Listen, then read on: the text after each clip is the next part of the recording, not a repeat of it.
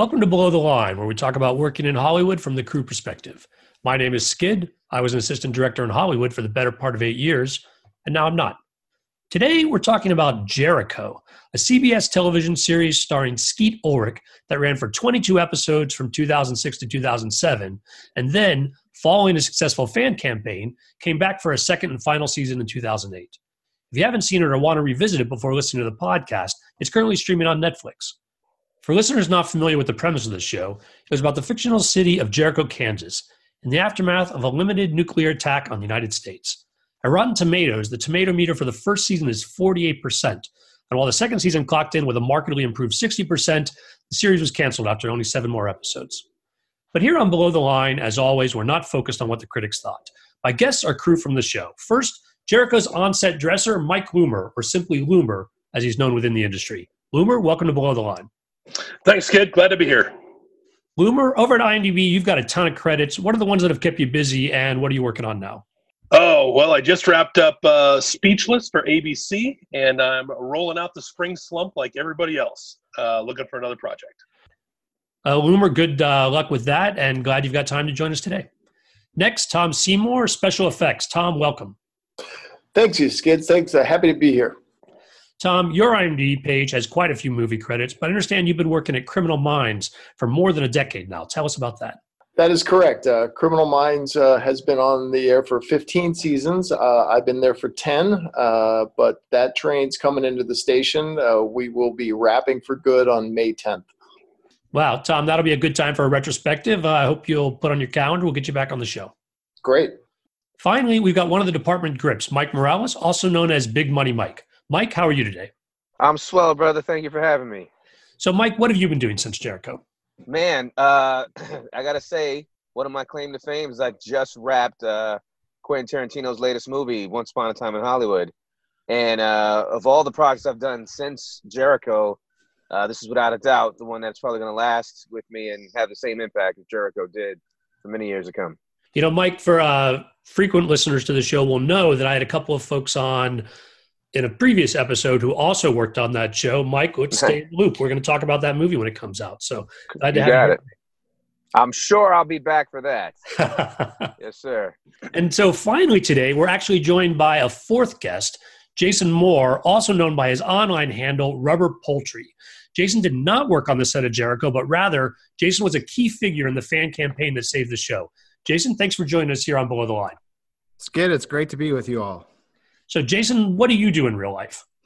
I'm a graphic artist, video producer, public speaker. I do lots of different things. Well, Jason, as a key figure in the fan campaign, we're very interested to get your input there. But first, let's set some context for the show itself. Tell me, guys, more about what your shoot days were like. First of all, where was the show based? We shot the show on a back lot on warehouses in Van Nuys, California, and at a ranch out in Simi Valley called Big Sky Ranch. It's also where they shot Little House on the Prairie.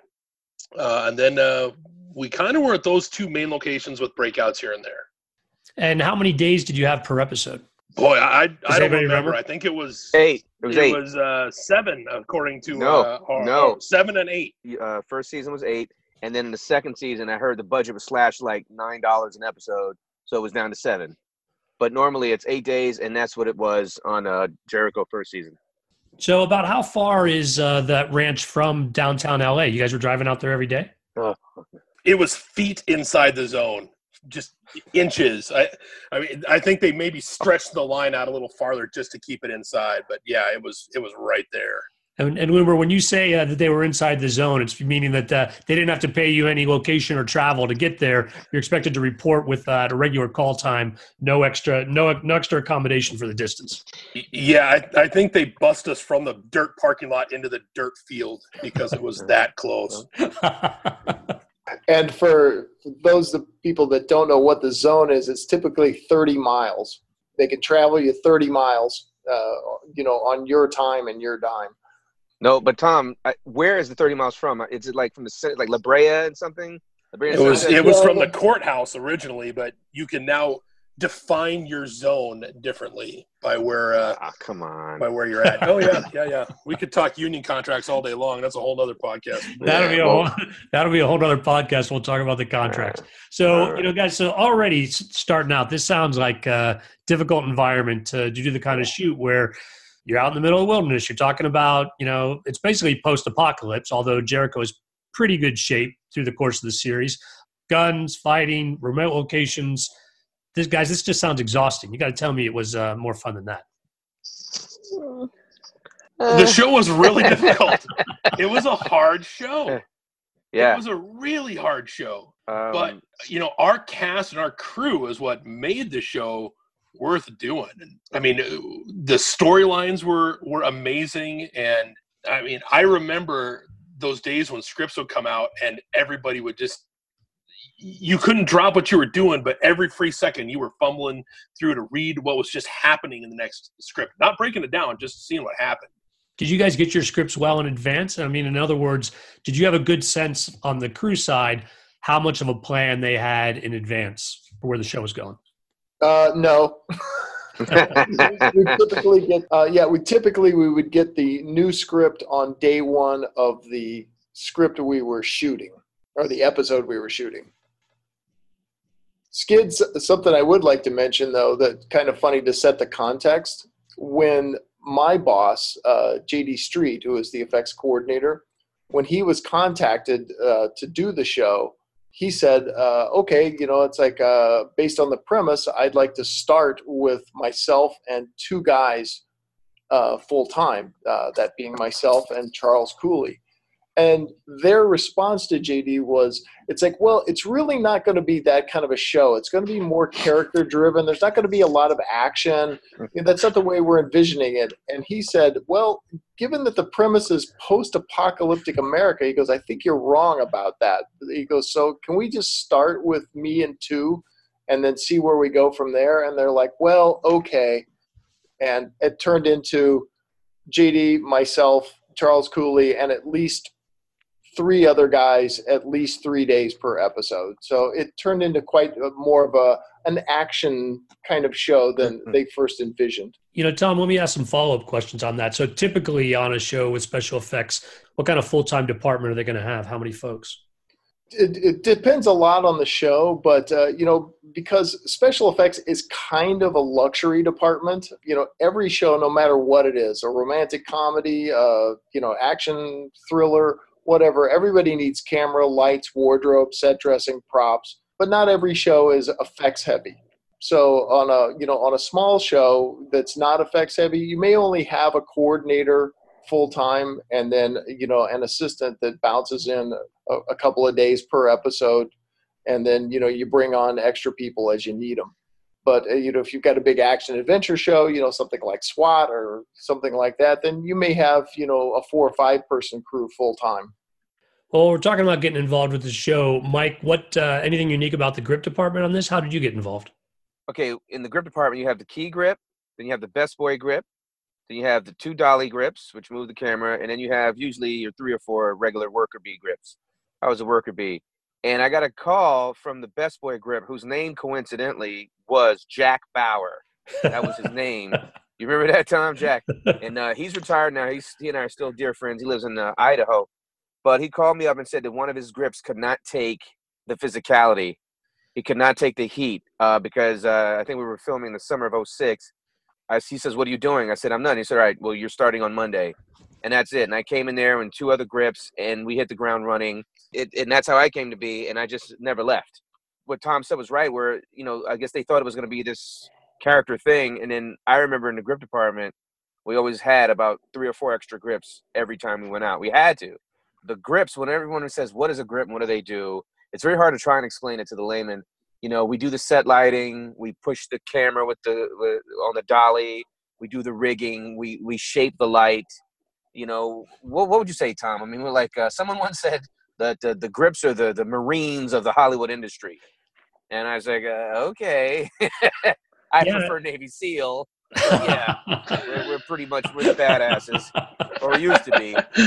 And it was just so physical, man.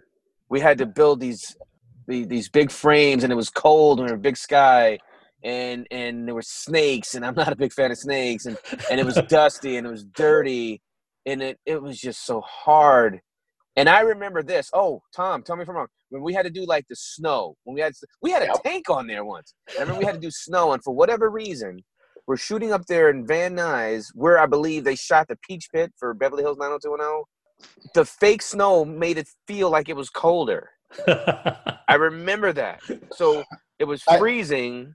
I remember that too. One night we were out at Big Sky and we were doing fake snow, and we were shooting at night, and it was chilly out there to begin with. And I remember one of the first AD came up to me and he goes, "I realize that it's fake snow on the ground and it's fake snow that you're blowing through the air." And he goes, "But you've made it 30 degrees colder." Yeah. How did that happen? I never forgot that. That's right. That had to be Joe Latito. Jolo. That'd be Joe. So, I mean, there's always room for Jolo. Is that right, Lou? Yes. Yeah. I remember that. Out at Big Sky Ranch, there was never a temperate day. It was either blazing ass hot or freezing ass cold. There was no nice day. It was one or the other. And dirt, whether it was hot or cold, there was always dirt. Yeah. You'd go home and you take a shower and you just watch mud run into the drain. It was, but it was dirty and it was hot and we liked it. So, I mean, besides the weather, tell me about some of the other challenges on the show. I remember one of the shootout scenes. It had to be near the end where the town is corralling together. There's going to be the big deal. It might have been before Skeet Says Nuts, but I remember there was so many background extras. And as a grip, I'm just speaking selfishly here, it's very hard to maneuver through them and work them, and because they're just always in the way. And we always have big, heavy things on our shoulders. We're always trying to get through. And they want so badly to be a part of something, and they get in the way of a guy like me trying to set up this big rig or build this big frame or move this big condor. I remember that. Yeah, and I remember that too, where we had all of these background, but only enough background to make one army at a time. So we'd shoot one direction, and then those guys would just change jackets with each other and take off their hats. And then it was like, now you're the Newbern Army. And, right. Newbern. Oh, man. It was, I think it was the brutality of that really drew everybody together, because we, obviously every show is short-staffed and underfunded. So we were all helping each other. We all knew, we knew Mike's struggle to get up that hill, but we knew Tom's struggle of trying to rig the snow and not ruin it every time, we walked through it. We just all, we cared about each other, and we cared about the product that we were making. And that was top down. That was actors, directors, crew. And I vividly remember, regularly the actors would never go to set or would never go to their trailers. They'd stay on set. They'd stay in their chairs. They'd read and rehearse there. And it was often enough that I can recall it happening that number one on the call sheet, number two on the call sheet, were on the other end of the sofa picking it up with me to carry it out of the set. It was often enough that those guys were just as invested in the show as we were, or vice versa, depending on how you're looking at it. If I may, I'd like to jump in on that. Now, this show took place, we filmed it from July 06 to about April 07. And let me tell you why that show ruined me for all the shows and all the years to come. And I'll tell you why. That had just been about my second or third show. I was still kind of a new grip for been 5 or 6 years. I was mainly doing commercials and music videos. So I'd never done a show. So he's right. Skeet Ulrich would be there talking to you and hanging out. So I didn't know that there was kind of a divide between the actors and the crew, which I would later experience in my career. So I might just go up to Brad Pitt and say, "Hey, what's happening, dude?" And hey, you can't really do that. I said, but I was just hanging out with Lennie James, and and then I realized, oh, okay, that was just Jericho. It really was that show. Lennie James and I would have conversations about certain records, and Skeet Ulrich. In fact, if I may, a quick tangent, I had become in my career the T-shirt guy, in that I always wore cool T-shirts. And Tom, I remember you saying to me, and I quote, "You really have some rad T-shirts." Well, Skeet Ulrich had said to me, "Mike, that's a cool T-shirt." It was a Dr. Seuss T-shirt, 1 fish, 2 fish, red fish, blue fish, and then I just wore another one, and then he would always comment. So then that just became my niche. And then that's what I started doing. And it all stemmed from Jericho. So I realized that after Jericho, the actors may not be as warm. The actors are going to go to their trailers. But on Jericho, we were all in it to win it. I remember Skeet helping lay dolly track once. You will not find an actor doing that. And Lennie James, who went off to become the mega movie star he's become, yeah, he was just an ordinary Mo. Jericho was the catalyst for me in realizing that no shows were like that. You know, when everyone says, oh, this is the best show ever, I tell them, no, I've been on the best show ever. And, you know, this ain't it, whatever that may be. But that being that. I absolutely agree with Mike. You know, we, on literally every show that you work on at the Rap Party, they're the greatest crew ever. We're taking you on our next show. I can't believe how great. We love you all, blah, blah, blah. Never, you know, ghost out. Never hear from them again. But we as crew members are always looking for that perfect situation again, where everything clicks. And when you hear that, just like Mike said, when you hear, you're the best crew ever, no, we've been on that crew already. But we're going to spend the rest of our lives trying to find it again. Yeah. And do you think, you guys, a question for you, do you think that only comes on the really difficult shows, that's what brings people together? Or are there other factors that make a show work the way you're describing Jericho? It seems in my career, I've always gotten the murderous jobs that just physically beat you down. And I have to say, no, it for whatever reason, the gumbo that was the crew of Jericho, you know, I talked, in fact, Tom, what was the name of the guy that would come on your unit or your department? He had the hat, like the Crocodile Dundee hat. It was Tom Zell or Bob Amundsen. It might have been Tom.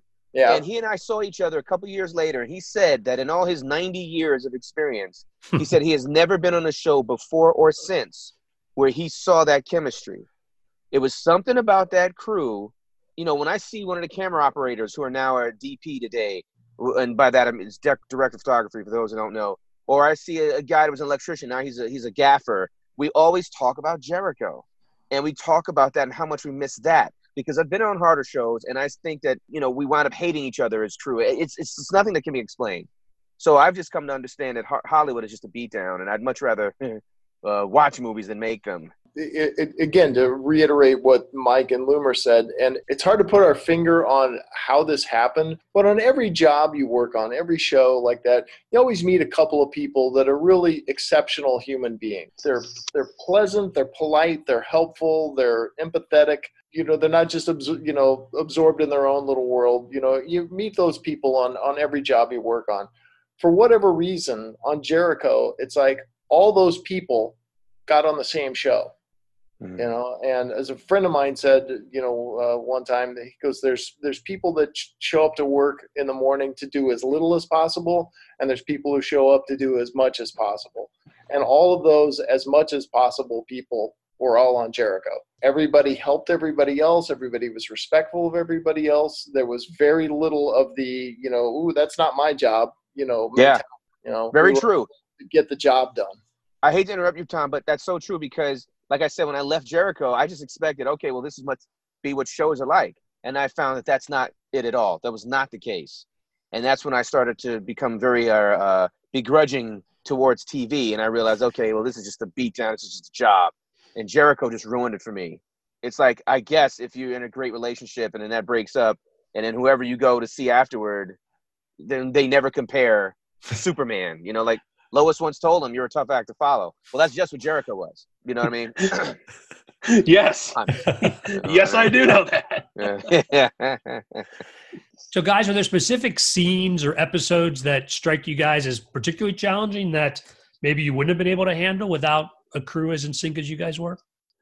Boy, there's a couple that come to mind. That whole battle sequence episode, the very last one, was a monster just on paper, but then the actual, you know, getting it on film was tough too. But you know, that was back in the days of heavy film cameras too. No Preston remotes. I remember a 100-yard long dolly shot with a 2-headed monster with 2 film cameras. So you've got 2 operators, 2 focus pullers, and the boom man, who was Patrick Martins. He's an 11-foot tall boom man.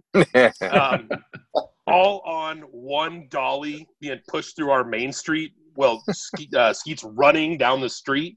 I remember that. Tom could tell you about blowing up cars that didn't actually flip over. You know, I mean, there was a lot of stuff in there, but that last episode I think was the toughest one. That's also what isn't that when the dad died was in that episode too? So it was emotional. It was physically huge. To follow up on that, yeah, the last couple of episodes for season 1, where we were getting into the conflict between Jericho and New Bern, the neighboring town. You know, that was very effects heavy because we were, you know, exploding mortar shells and blowing up cars, and then there was the big showdown, you know, between the two, a lot of gunplay, you know, and explosions going off there. And so, you know, we had a lot of extra guys, you know, and all the regular challenges, you know, we were out on a remote location. We had lots of extras, you know, so those were tough ones. I remember the morning we were going to do this big battle scene.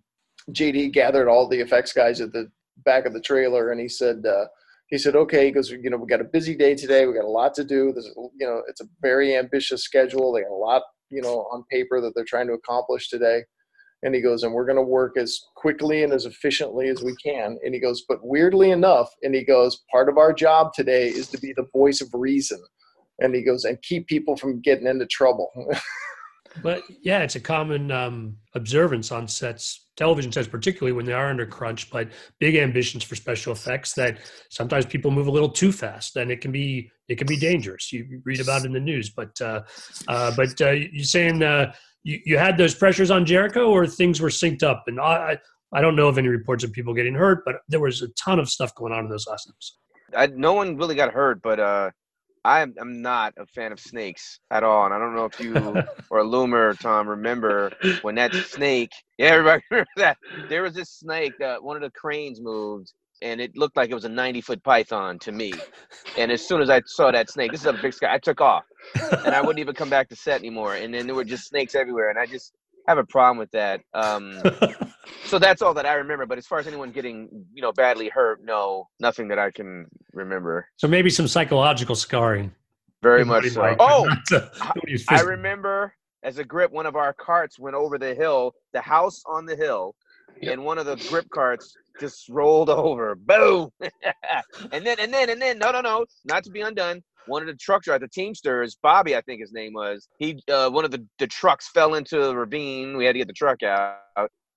So, you know, it was like any other kind of messed up situation. But no, to my memory does not serve of anyone ever getting hurt, not badly. I have to agree. We were very fortunate. Nobody ever got hurt. But just, again, on those days, you know, when there's a lot going on, you have to make sure that you don't, especially in the effects business, when we're doing dangerous things, or, you know, you have to make sure that you're not getting caught up in the frenzy of, it's like, we got to go, we got to make our day. It's like, yes, we're with you, but it's never worth anybody getting hurt. I had a severe allergy attack with a turkey. That put me down for the day. I was Benadrylled out for the rest of the day. I was trying to get my lungs to open back up. But yeah, that was an exciting adventure. Loomer, I actually have a follow-up question. You speaking of those last episodes and the big battle around the house on the hill. Spoiler alert. Obviously, if you listen to the podcast, hopefully you prepped yourself for that ahead of time. But when the dad dies, for example, did you guys shoot all those house interiors on location, or did you guys have a lot or studio with those sets? That particular house we shot on location. It had a ground floor and stairs that went up to a non-existent second floor. But yeah, we shot a lot of that house out there. It was ours permanently for the run of the show. Because it wasn't a real house. It was as you said, it was on the ranch. It was a movie house, if you will. Did the walls move and such? Like, Mike, maybe you want to speak to that. Was it any of the advantages you have as a grip that you can rearrange the rooms or? It's a practical location. In fact, I've done other jobs since then. Yeah, when you want to move a wall, it's there. It's a house. It's a structure. But when we're on stage, we have the walls that we unscrew them. They can come out. So we can put a camera where we need to. But no, not in that location. Those are all practical locations. Yeah, about the only benefit you had is not having the second floor. We could light from the Raptor areas above. Correct. That was about it. And I don't know if they finished that second floor since we've been in there. I don't believe so. I was there in the last couple of years, and it's still there the same way it was. Well, Loomer, to follow up with you on that point, you might be the first set dresser we've had on the show. And so folks who aren't aware, you're responsible for making sure that as the camera moves through, and like you mentioned, moving out the couch or have to make room for shooting or whatever's going on, that everything gets back where it's supposed to be exactly. That seems real challenging if there's not like a separate area aside, if you're actually taking stuff literally out of the house in and out. Oh, yeah. The modern way of television production is you build the sets wall to wall in the studio. So there's no spots anywhere, anytime nowadays. It was a little easier when we were on the stages in North Hollywood because there was some space around the sets in there, but out at the house it was difficult. But along those lines, my wife reminded me of something between seasons 1 and 2. We got canceled. The show was done. Everything was returned.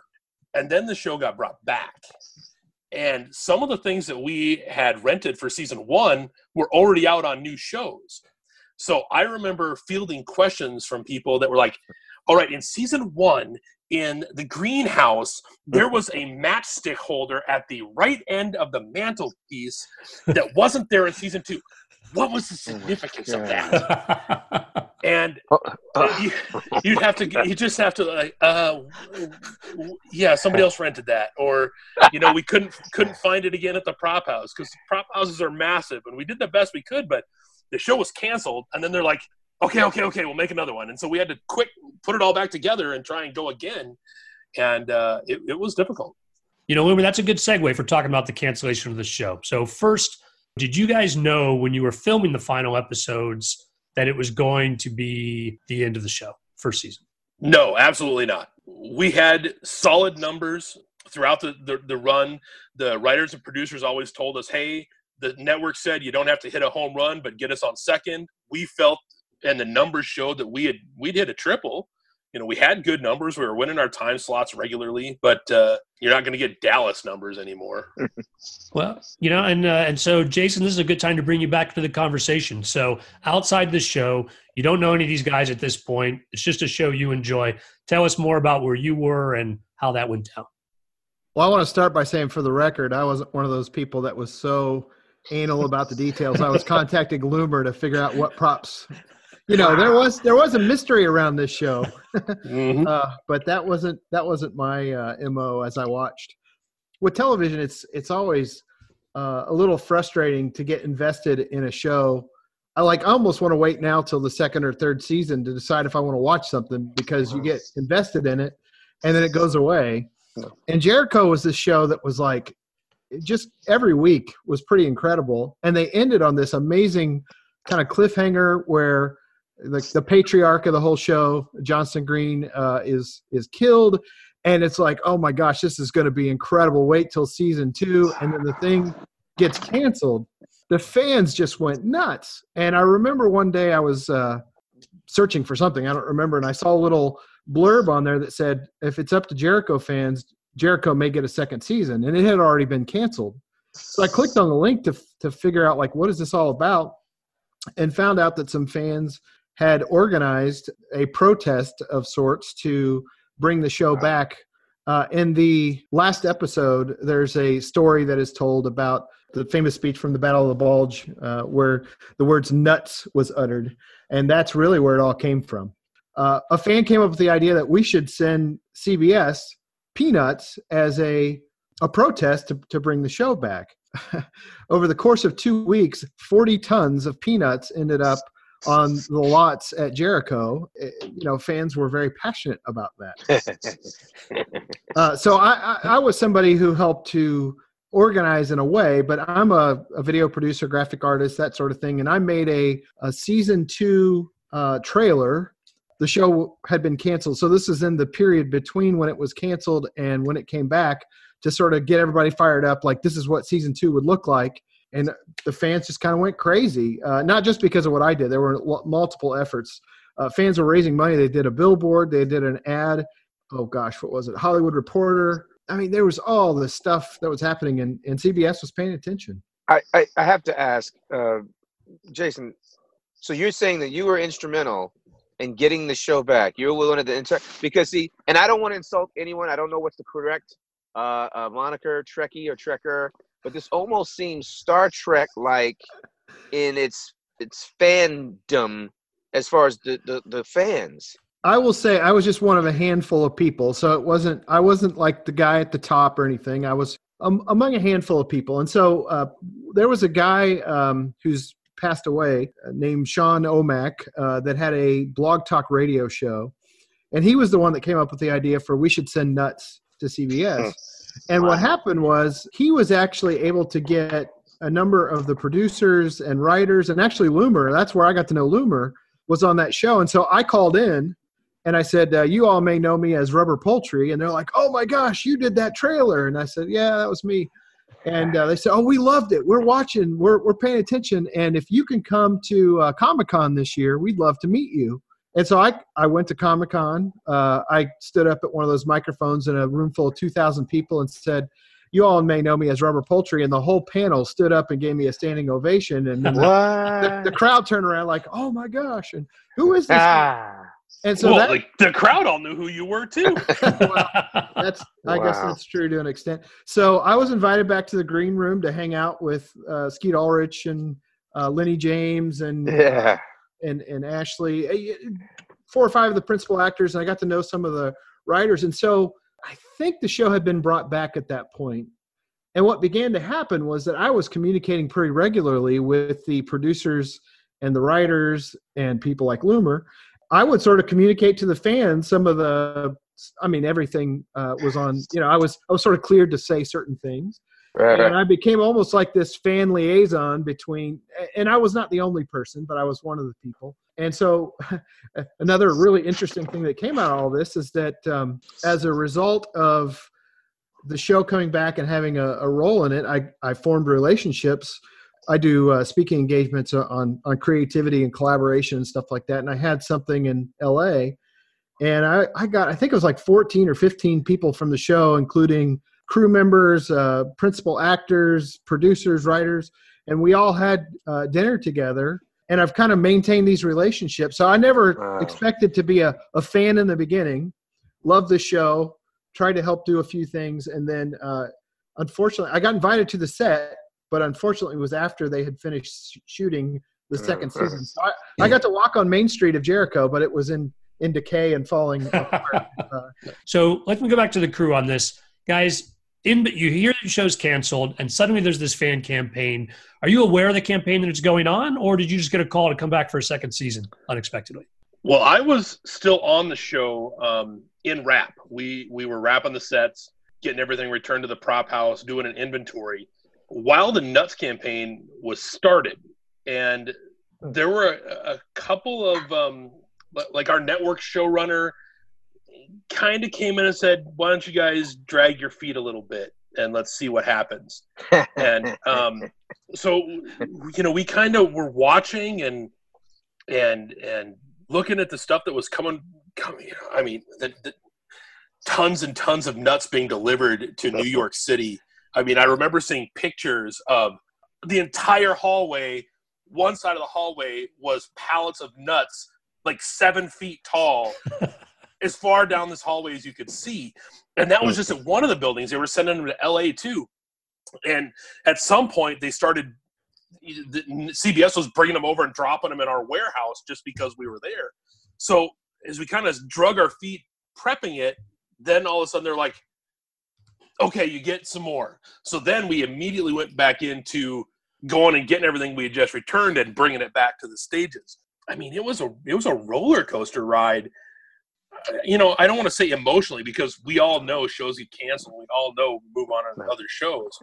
But to watch what the fans were saying was making a difference was amazing. And I mean, there's a handful of shows that have maybe gotten close to what happened with Jericho, but nothing to the same degree or the same outcome as what happened with Jericho. One other thing I might add here is that this was all taking place right around the time of the writer's strike. And so everything was a little crazy in Hollywood at that time. And I think that probably provided at least some additional support for moving back into production, given that this strike we were in the middle of the AMPTP fighting with the writers and all of that, the Writers Guild of America. Yeah.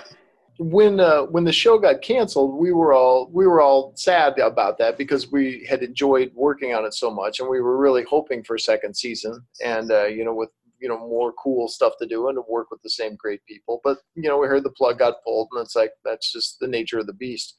But probably at that point, the producers had basically taken about 80% of the crew from Jericho and rolled right onto this show called Kane, with Jimmy Smits and Hector Elizondo and Rita Moreno. And so we went right into that. And so we were in pre-production on that. I think we might have been in production when the whole Nuts campaign started. And then, kind of remarkably, they're like, oh, they've approved a second season for Jericho. But we were already committed to this other show. So we couldn't go back, unfortunately.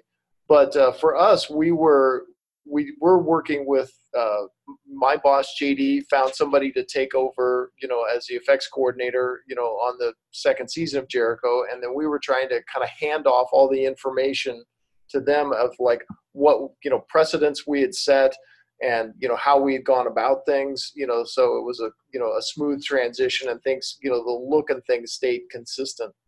But then at that point, then the rest of us were on to Kane and had our hands full with that.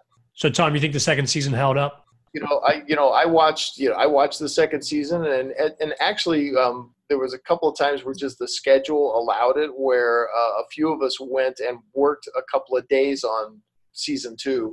We went and played hooky from Kane for a couple of days and went on to Jericho 2.0 for a couple of days. The opening scene of the second season where the army comes in and lays down the napalm run, to separate the two warring factions. I played hooky from Kane to go help on that. I was going to mention, Tom, the opening scene was actually in the jail where all of the sheriffs were eating peanuts, which was this huge laugh and roar from all the fans because, we all knew what that was. It was just a prop in that episode, but everybody kind of went crazy when we saw it. We were having viewing parties and things at that time. Wow.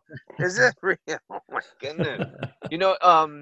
Jason, with as far as the fans went, I started to become a fan of Lennie James' character because at the time Lost was on TV and Lost was this whole mystery thing and was it so mystic and who's this guy? And I kept asking him, what is your story, man? Are you some kind of super secret James Bond agent? And he says, I can't tell you. And I don't think that his character backstory was ever fleshed out correctly. Am I right? Am I wrong? Well, we don't know. I don't know that we ever got the answers we were looking for, but in hanging out with Lennie a couple times, and also two of the writers I became pretty close with, they were telling me that he was involved in sort of helping write some of that backstory. Right on, Lennie. He had some influence in where his character went. One other thing to mention is that after the third season was canceled, they actually did a comic book which tells the story moving forward. And so they called it, I think it was the season 3 Civil War, but it was all in comic book form, not on television.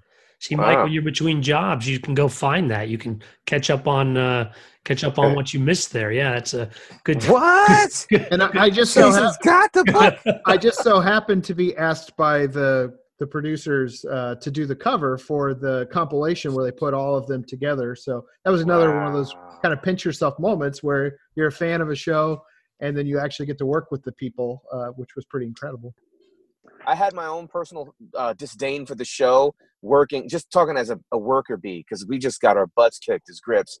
So for me, when I heard the show was canceled, it was kind of bittersweet. I was like, all right, cool. I don't have to go back to that. But I was sad that I wouldn't see this crew. And that's true. So Tom was right. It was only about 80% of us when we went to Kane. And I remember looking around like, where's Loomer? What's going on? And I would see Loomer 2 shows later in 2008 called, what was that show called? Raising the Bar? Yep, Raising the Bar. Yeah. But I got to visit you there. Oh, did you come to that set? I did come to that set. Okay, but then Tom wasn't there.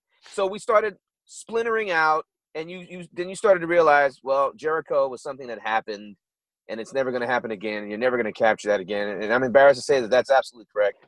I've never gotten that. But that's a whole nother tangent. Wow, there's comics I didn't know. And you talk about between jobs. I'm day playing right now, so I want to get my hands on this Jericho comic. I can't believe this is real. I gotta see this. Mike, I hate to tell you, it's hard to come by. It is hard to come by. Because I didn't know about the compilation book. I knew about some of the individual ones. Right. So I have a couple of the individual ones, but I need to get that compilation one. And I've been looking, and it's hard to get. Man. It's a popular book, man. I think it's because I did the cover, but that's what it is. That's right. Rub a poultry in the house. It's because the prison in it is called Loomer Ridge. I don't know why that happened. Yes, that's true. Loomer, I want to ask you more about the second season. So you're back on set. Is it correct that you guys knew it was going to be 7 episodes, or was there a thought that might go longer, that second season? We knew that second season was only going to be 7, and they slashed the budget. They, we didn't have an air date or anything like that, so it kind of felt like it was a put on. But we still did the best we could with it, and unfortunately, we lost so much of our core crew to Kane. They couldn't come back, that we were starting fresh with guys that didn't really know how it worked and how everything ran.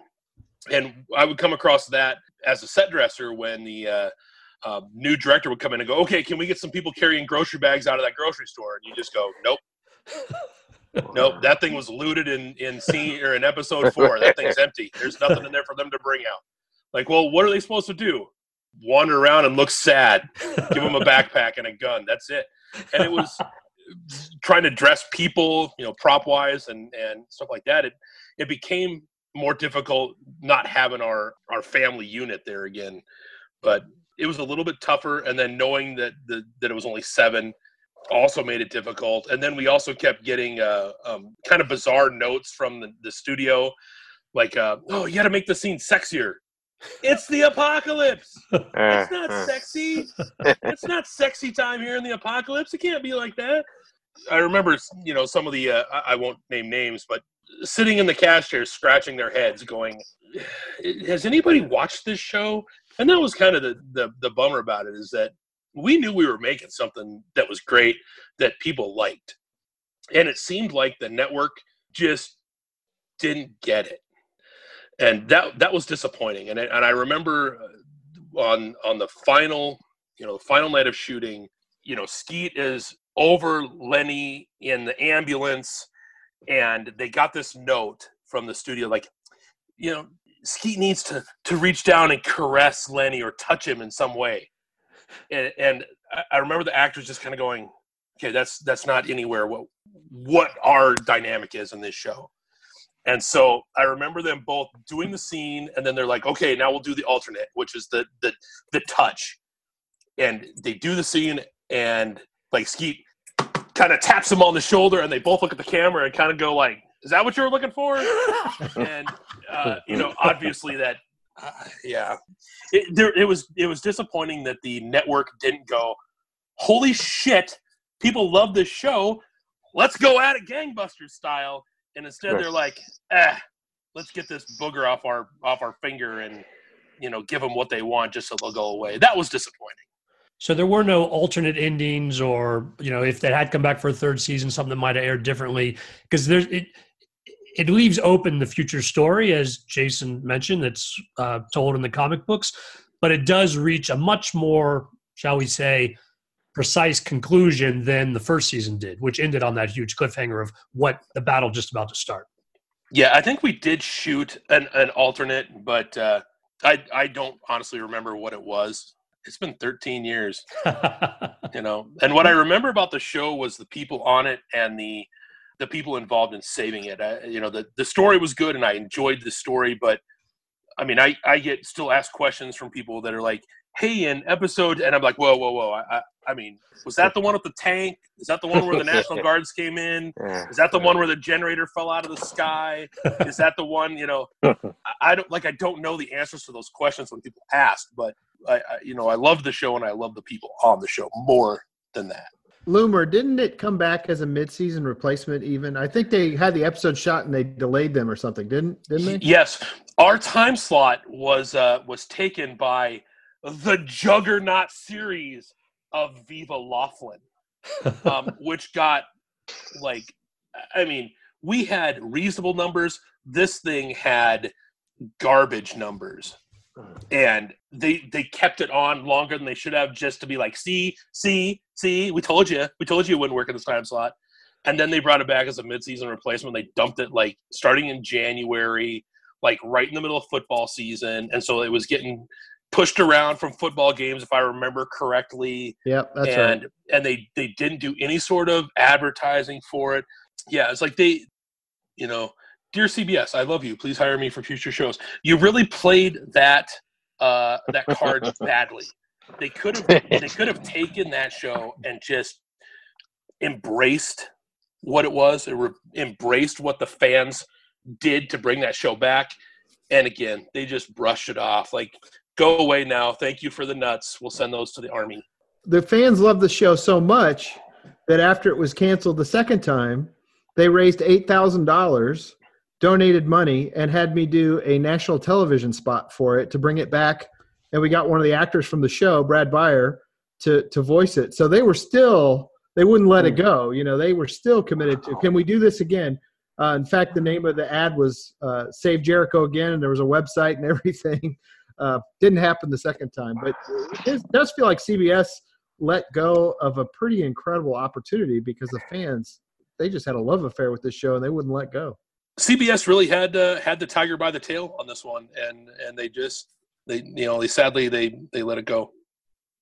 Let's talk about more pleasant memories. So, Loomer, you met Jason in the course of it, and as you mentioned, 13 years now, you guys have stayed in touch. You brought Jason in for the podcast. Like, how's that develop over all these years? Well, when it came to season 2, because I was one of the few people left from season 1, and I have a good relationship with the actors, writers, producers, I kind of got nominated to be kind of a spokesperson from the cast or from the crew to the fans. So I was on the Blog Talk radio show a couple times. That's how I met Jason. Was there, and then a little ways down the road, there was a fan convention that took place in Oakley, Kansas, which is, as the fans determined, that Oakley, Kansas was as close to where the actual town of Jericho would be if Jericho was a real town.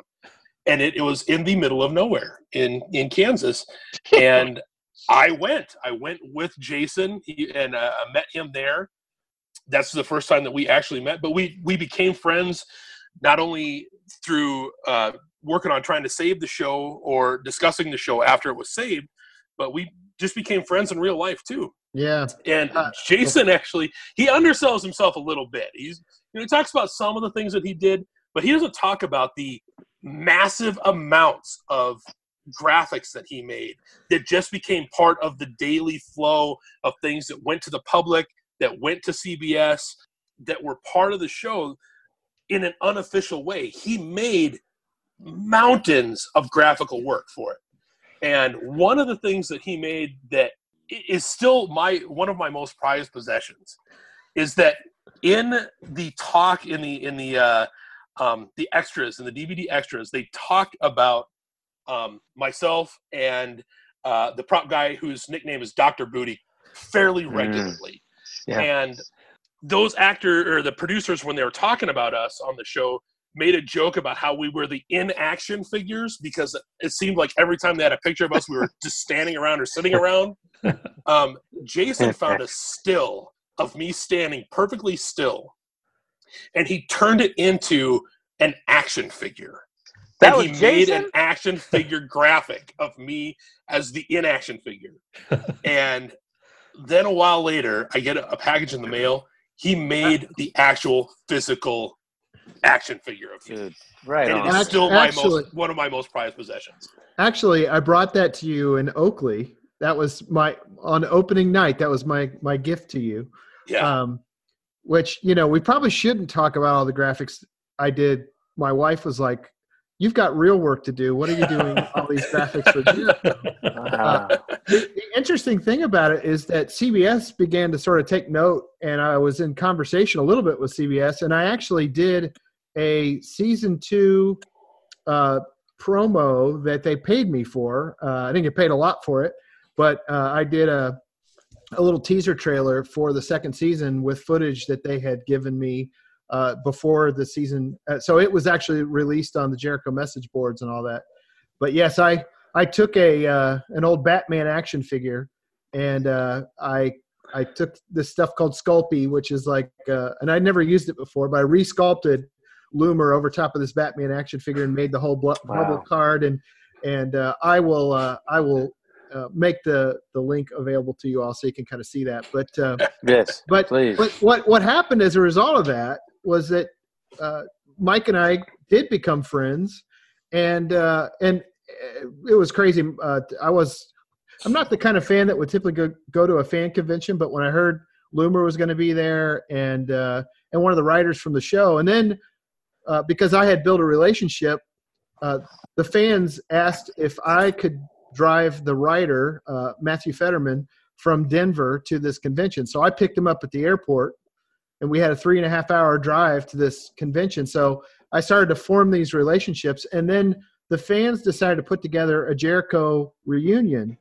And they got like 15 principal actors. Gerald McRaney, I think Skeet came, Claire Carey, it was almost everybody from the show. Lennie James was there. But the only way I could afford to make it all happen and still be married when it was all over was to not spend oodles of money. And so Loomer actually said, "Hey, man, you can come stay with me." So I actually stayed at his apartment with him in L.A. I mean, we had met each other on that weekend, but what happened as a result of all that is that we formed this relationship, this friendship.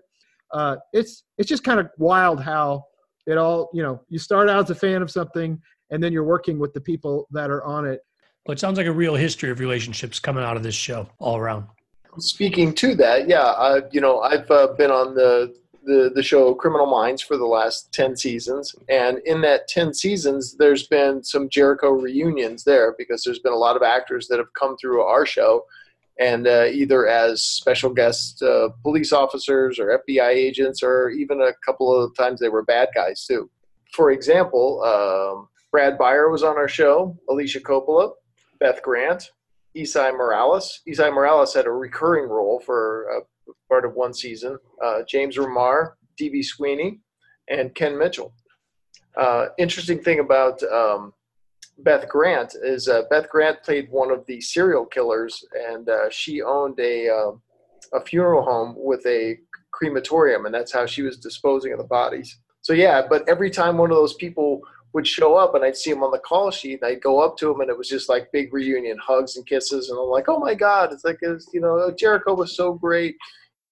Every time, that's all we would talk about. Tom, I might have to edit that a little bit because we didn't put a note of spoilers for Criminal Minds. So I hope you're not giving anything away that's not. No, these are all good past episodes. Yeah, so folks keep coming through and seeing them. That sounds great. And I got to say, every time I see one of these actors in something else, in a TV show or a movie or whatever, I can't help but say to the person sitting next to me, I've had dinner with him a couple times. Yeah, I've had dinner with her. Yeah, I know her. We've hung out. So that's always when Lennie James was on when he first came on to Walking Dead, like my Facebook blew up because I'm posting pictures with me and Lennie James hanging out. And I'm like, yeah, Morgan and I, we go way back. I remember watching Lennie James, and he had just busted some zombie ass or something like that. So I hit Loomer up. I said, Loomer, I got to tell Lennie, who I haven't spoken to in 90 years, I said, I got to tell him what a badass he was. So I made a video and I sent it to Loomer, and Loomer sent it to Lennie because I didn't want to just be rude and ask for his number, because he would always say, oh, Brother Michael, that's very good, Michael. So, yeah, Loomer showed me his response. He's like, well, tell Brother Michael. I said, thank you. And just to think, oh, crap, man, this guy still remembers that. I mean, that show. I didn't know it had this effect on human beings. I just remember what it was like to be there.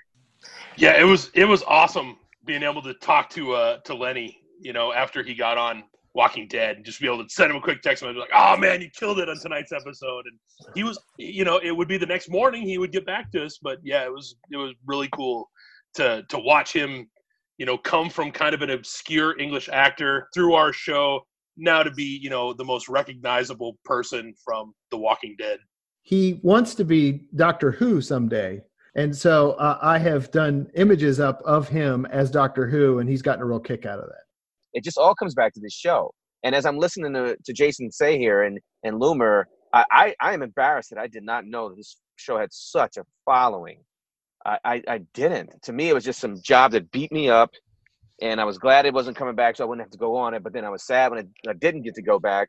And now you're telling me there's action figures of Loomer, and there's a town in Kansas that says that they are Jericho. This is extraordinary, dude. I'm actually fortunate and blessed and proud to have been a part of it. I sincerely mean that. Well, it's certainly a show with some legs. As I mentioned earlier, it's available on Netflix now. Folks who aren't familiar with it, you can catch up on both seasons in full. Guys, it's been great having you on the show. I do, Loomer, for you, have one question that when I was digging around doing some research before we hopped on the phone, there's a huge debate online about which 23 cities were actually blown up. Well, Skid, between seasons 1 and 2, some of those maps had to get returned to the prop house. We couldn't exactly find the right maps when we came back, so we kind of had to. I think it started out as they had the 23 cities and they put them on a map, and then they're like, oh crap, we kind of need something that would have been in that city, so let's move it over a little bit and say it survived. I don't know that for sure, but I think that there was definitely some effort to have misdirection so that there could be future changes that would be plausible deniability. That makes sense. I don't know that for sure because I'm not in their heads, but I think that was kind of it. Muddy the waters a little bit. All right. Well, you guys executed on that muddying pretty well. And if the show does come back for a third season, I'm going to expect you guys back here to talk about it. Guys, thanks for being here. Thanks for being on the show. Yeah, thanks for the opportunity. All right, and that's a wrap on Jericho. If you enjoyed today's show, please consider rating us and leaving a comment on iTunes. It really does help new listeners find the show. Folks from today's show shared a bunch of photos and some of Jason's artwork and graphics with me. We're going to put all that up on Facebook. You can find it at Podcast Below the Line. We're also on Twitter and Instagram, where you can find us at Pod Below the Line. If you got feedback, send an email to Skid, S-K-I-D, at belowtheline.biz. That's B-I-Z. Thanks to Curtis Five for our music, and thanks to John Wan for our logo. The logo is available on t-shirts, mugs, and stickers at redbubble.com. Just search for Below the Line. Oh, and I'm going to be attending the Comic-Con in San Diego this year. If any listeners are attending as well, let me know. I'll give you a sticker. Either way, join us here again in 2 weeks. You're only a couple letters away from being Spider-Man. How Miles so? Miles Morales is the new Very good. Spider-Man. I got to check this out. You're not that far away. You talked earlier about being around the actors and trying to play cool. I just finished last week 2 weeks of reshoots for Spider-Man Far From Home. Awesome. I didn't know that. When I got to work, I said, hey, guys, what are we doing? And he said, oh, just a little Marvel deal, because when he booked me, he couldn't tell me what it was. Yeah. I said, what is it? He says, a little show called Bosco.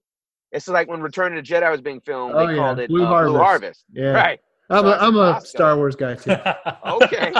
So I said, what is Bosco? And he said, it's Spider-Man reshoots. And I said, ah! I had to be cool. I had to, you know what I mean? Because, and then when Tom Holland walks on the set, I had to act like, oh, okay, that's cool. Yeah, I'm shitting in my pants. And so and then when they brought out the suit, I was like, okay, I know they're not gonna let me touch it, but I talked to wardrobe. I said, can I just touch the web shooters? So Tom, they let me touch the web shooters, and I just wanted so badly to go up to Spider-Man and give him a hug. I'm like, oh my God, where am I, man? That was something.